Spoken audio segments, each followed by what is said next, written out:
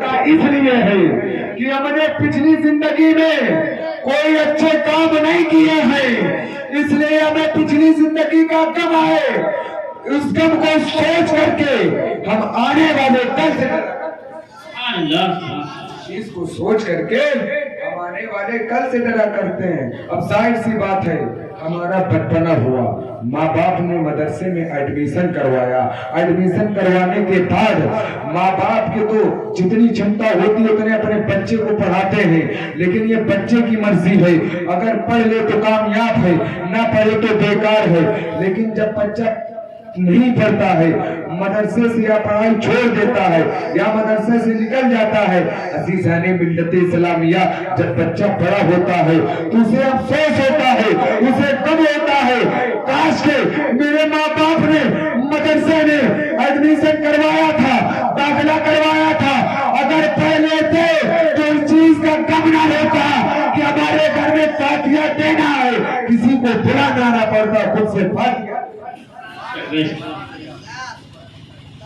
فاتحہ کی ٹائم سے کم ہوا اپنے نہ پڑھنے کا، اور جب اور بڑا ہوا کوئی ہنر نہ سیکھا، اللہ اللہ، جب افسوس ہوا، شادی شدہ ہوا، کھانے کے لیے پریشان ہوا، کمانے کے لیے پریشان ہوا، تو آگے جا کر کے افسوس کرتا ہے، کاش میرے ماں باپ جو سمجھا رہے تھے، جو درس دے رہے تھے، جو سبق دے رہے تھے، اگر اس پر ہم عمل کر لیتے تھے تو کتنا اچھا ہوتا۔ آج شادی کے بعد ہمیں پریشان ہونا نہ پڑتا، لیکن ہم اور آپ کیا کرتے ہیں کہ اگر کوئی بڑا ہمیں سمجھاتا ہے تو ناراض ہوتے ہیں اور کہتے ہیں کہ ہم کو سمجھانے کی ضرورت نہیں ہے کیونکہ ہم پہلے سے سمجھدار ہیں۔ گوگل کا زمانہ ہے، گوگل دیکھ کے سمجھدار ہو گئے۔ اور لوگوں، تمہارا موبائل تمہاری قبرستان میں جواب دینے نہیں جائے گا، یہ پتا چلے منکر نکیر پوچھے من رب ہوگا، تمہارا رب کون ہے تو کہو گوگل سے ریسرچ کر کے بتاتے ہیں کہ ہمارا رب۔ قبرستان میں انٹرنیٹ نہیں چلنے والا، نیٹ ورک قبرستان میں کام کرنے والا نہیں ہے، تو اس لیے اپنے آپ کو موبائل کے اندر بچا کے نہ رکھو، بلکہ اپنے آپ کو اللہ تبارک تعالیٰ کے بتائے ہوئے راستے پر بچا کے رکھو تاکہ قبرستان میں جواب دینے کے کام۔ بے شک، سبحان اللہ، سبحان اللہ۔ وگن اس دنیا کو موبائل کے اندر رکھیں گے تو بڑا پریشان، تو پتہ یہ چلا کہ ہمیں غم اس چیز کا ہوتا ہے کہ ہم نے بچپنے میں پڑھائی نہیں کی، اس لیے بڑے میں افسوس ہو رہا ہے۔ غم ہمیں اس چیز کا ہوتا ہے کہ ہم نے جوانی میں ہنر نہیں سیکھا، اس چیز کا ہمیں شادی کے بعد افسوس ہوتا ہے۔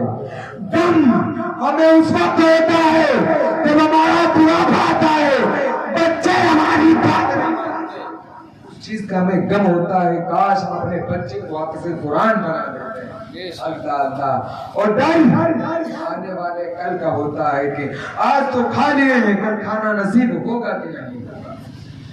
آج تو ہم نے بغیر نماز پڑھے سارا دن گزار دیا ہے، کل آنے والے دن میں فجر کی نماز نصیب ہوگی کہ نہیں ہوگی، ہمارے قبض انصری سے روح پرواز کر جائے گی۔ یاد رکھو، جیسا کہ نماز پڑھ کے نہیں سوتے، اللہ اکبر، ہو سکتا ہے کہ کل صبح کی سفیدی نمودار ہوتی بھی ہے کہ نہیں، اگر تم عشاء کی نماز پڑھ کر کے سو گئے ہو تو فجر کی امید رکھنا، اگر تم نے عشاء کی نماز نہیں پڑھا ہے تو آنے والے صبح کا بھی تمہیں ڈر ہوگا۔ اور بزرگوں کو پچھلی زندگی کا نہ تو غم ہے نہ تو خوف ہے۔ کیوں؟ جو بزرگ ہوتے ہیں انہیں غم کیوں نہیں؟ انہیں غم صرف اس لیے نہیں ہے کہ جب تک ان کا بچپنا تھا ماں باپ نے جو کہا وہ بزرگ بچپنے میں مانتے گئے۔ ماں باپ نے کہا مدرسے میں ایڈمیشن کروا دو، اللہ اللہ، بزرگ تھے مان لیا۔ मदरसे में पढ़ने चले गए, अल्लाहू अकबर। यानी मदरसे में बचपना रहा तो पढ़ाई किया, बड़े हुए तो और आगे बढ़े, और बड़े हुए तो इतने सिरातल मुस्तकीम पर चल पड़े। जब और बढ़े तो अपने नाना जान को दीन इस्लाम की लगाम को अपने हाथ, सुभान अल्लाह सुभान अल्लाह सुभान अल्लाह। तो पता ये चला जब तक बचपना रहा तो माँ बाप के फरमा बरदार रहे। जब जवान हुए अल्लाह के दीन की तालीम सीखी। तालीम किसी भी जबान में सीखी जा सकती है, चाहे इंग्लिश हो, चाहे हिंदी हो, चाहे अरबी हो, तालीम होती है। अरबी पढ़ो, बहुत खुशी की बात है, साथ साथ इंग्लिश भी पढ़ो। अगर अपने नाना जान के दीन को समझाना पड़ा, अगर वो अरबी नहीं जानता, कोई अमेरिका में रहने वाला है तो मजबूरी होगी। अगर हम इंग्लिश पढ़ लिए होते तो अपने नाना जान के दीन को अंग्रेजी में अमेरिका वाले को अल्लाह अल्लाह। तो इसलिए कुरान के साथ साथ में सारी जबान सीखने की जरूरत है। मगर हाँ, हिंदी इंग्लिश पढ़ो तो अल्लाह के महबूब के दीन इस्लाम को जरूर सीखो, क्योंकि उसी में सब कुछ है। उसी से साइंसदान बने हैं, उसी से डॉक्टर बने हैं, उसी से वकील बने हैं, उसी से सारे लोग बने हैं। और जब अल्लाह वाला बनता है तो उसे किसी चीज का गम नहीं होता। क्यों गम नहीं होता? वो इसलिए कम नहीं करता कि अपनी सारी जिंदगी में वो किसी की बुराई नहीं, वो अपने सारी जिंदगी में कभी नमाज ही नहीं छोड़ता, वो अपने सारी जिंदगी में किसी को सताता नहीं है, वो अपने जिंदगी में माँ बाप को परेशान नहीं करता। इसलिए उसे गम नहीं होता। वो जानता है जो अब तक हमने जिंदगी गुजारी है वो जिंदगी जिंदगी हमने यादें मुस्तफा में गुजारी है, तो उसमें गम किस बात का करना।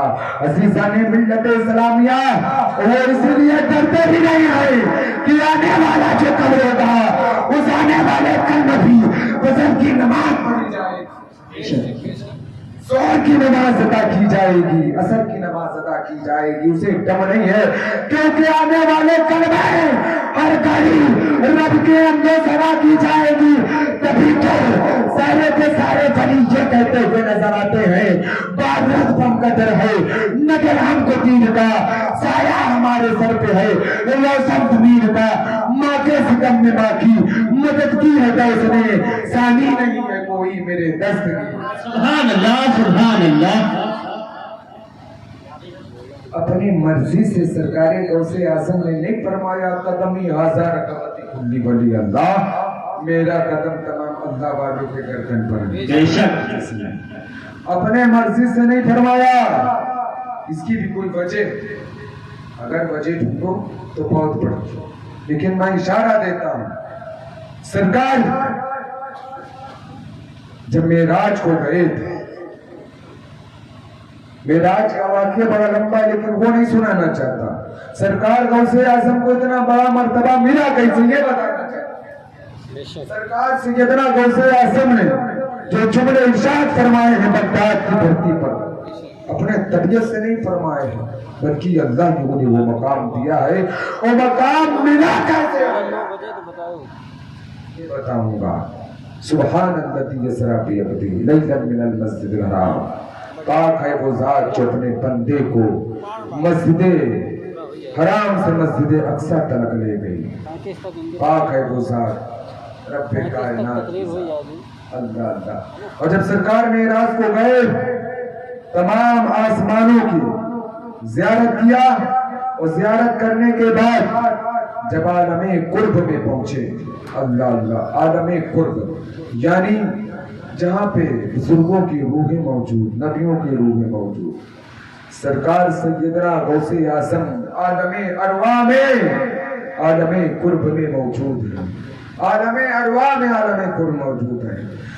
सरकार जैसे बुराक से उतरने के लिए तैयार हुए, फौरन वैसे बड़े पीर दस्तगीर आगे बढ़े آگے بڑھنے کے بعد اپنے سر کو خم کیا، کہا یا رسول اللہ،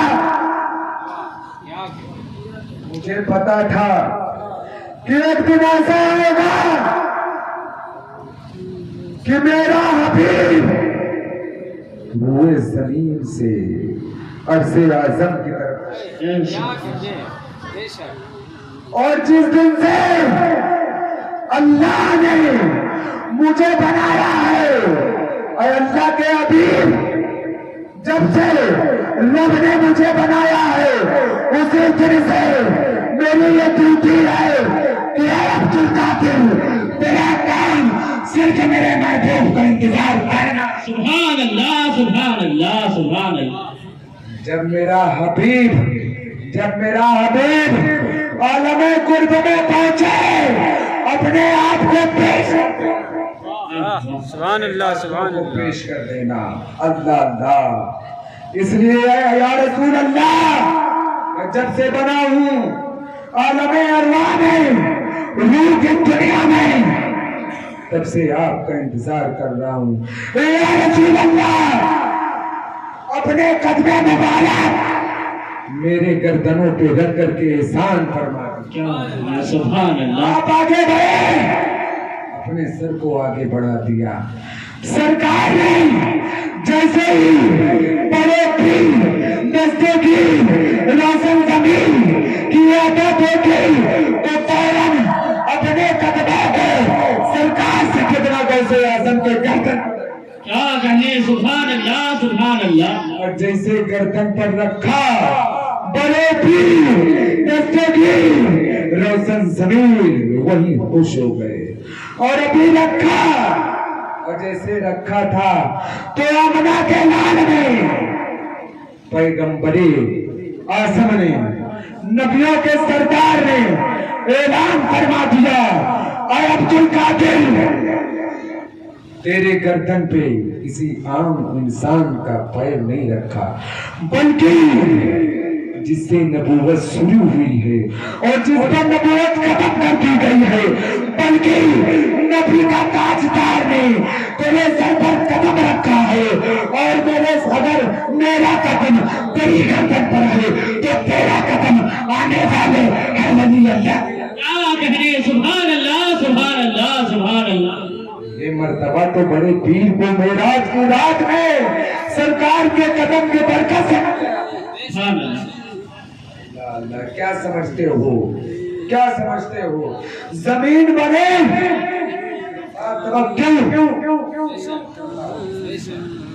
زمین بنی تو سات طبقے، آسمان بنا تو سات طبقے، سات درجے کیوں؟ اور سورہ فاتحہ نازل ہوئی، اس میں سات آئے، کیا کہنے، سورہ فاتحہ نازل ہوئی تو سات آیتیں کیوں؟ اور جب دن بنے اس میں سات دن کیوں؟ کیا بات ہے، سبحان اللہ۔ دن بنے سات اس میں دن، سات دن کیوں؟ سورہ فاتحہ پڑھتے، بسم اللہ الرحمن الرحیم، الحمدللہ رب العالمین، الرحمن الرحیم، مالک یوم الدین، ایاک نعبد و ایاک نستعین، اہدنا الصراط المستقیم، صراط الذین انعمت علیہم۔ کیا کہنے، ترجمہ تو سبھی پڑھتے ہیں، قرآن بھی پڑھتے ہیں، لیکن جب سمجھ میں آئے گا تب سمجھیں گے نا۔ بے شک بے نہیں شک۔ سمجھ میں آئے گا تو سمجھنے والے، سمجھانے والے کے پاس جانا پڑے گا۔ تو پتہ ہے چلا کہ آسمان سات، زمین سات، سورہ فاتحہ کی آیتیں سات، تو پتہ ہے چلا کہ ساری کائنات کا نچوڑ رب نے سورہ فاتحہ۔ کیا کہنے، سبحان اللہ سبحان اللہ سبحان اللہ۔ ساری کائنات کا نچوڑ سورہ فاتحہ میں، تمام تعریفیں ثابت ہیں اس اللہ کے لیے جو سارے جہاں۔ بے شک بے شک۔ الرحمن الرحیم، رحمان الرحیم ہے، مالک یوم الدین، یوم جزا کا مالک ہے، ایاک نعبد و ایاک نستعین۔